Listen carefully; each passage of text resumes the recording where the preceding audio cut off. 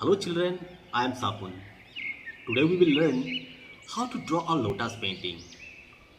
Do you know how to draw a lotus? Yes, now you can. Just try to follow the steps. I'm sure that you can draw the lotus very easily. Here also you have to use Rangoli color. I will use Rangoli color. Only 5 color I will use. Number 1 red, number 2 white, number 3 green, number 4 blue, also little bit yellow color. So children, let's see the process.